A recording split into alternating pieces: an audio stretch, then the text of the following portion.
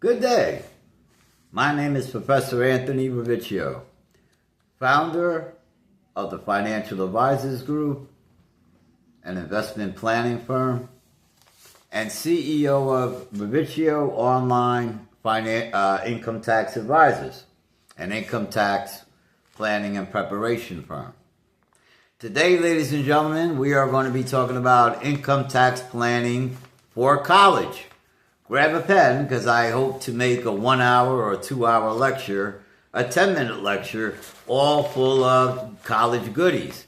I have some notes I'm going to share with you, so feel free to start taking notes.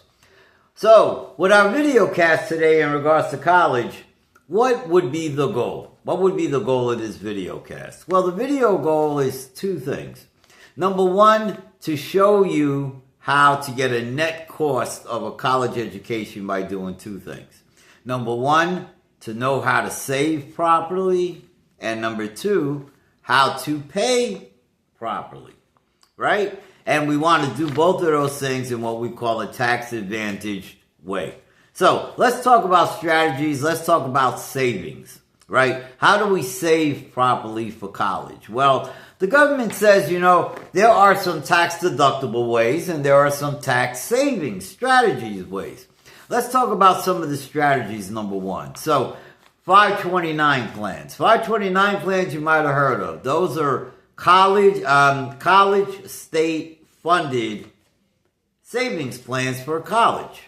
As you put money into the account, it grows tax free. Not federally, ladies and gentlemen. State related. So of course you want to be sure you take advantage of it in the state where you believe the child's going to go to college. While you're putting money in, you get a state tax deduction.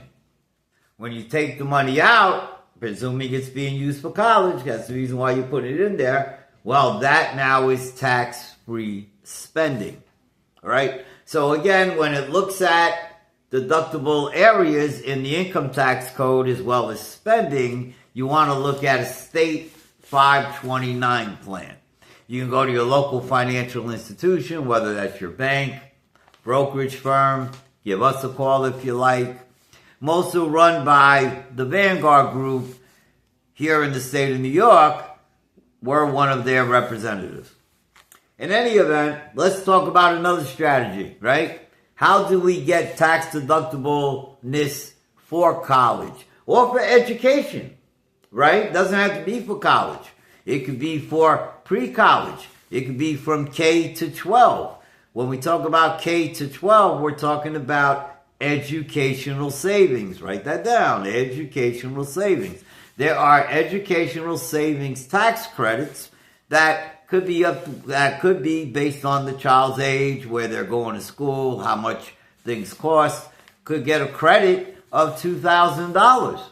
And if their spending is related to college, well, now you're looking at a tax credit of maybe $2,500. And when I talk about college spending, of course, I'm talking about things like tuition, fees, books, supplies, equipment, room and board, right? So when we look at the income tax code, we want to look at things such as called our lifetime learning credit, our educational credits for K to 12 that can get us to $2,500 a year back. If you want to be more long-term related with both your taxes and your savings, look at 529 plans that as you put money in to save every year, you're also getting a New York State or any state, income tax deduction.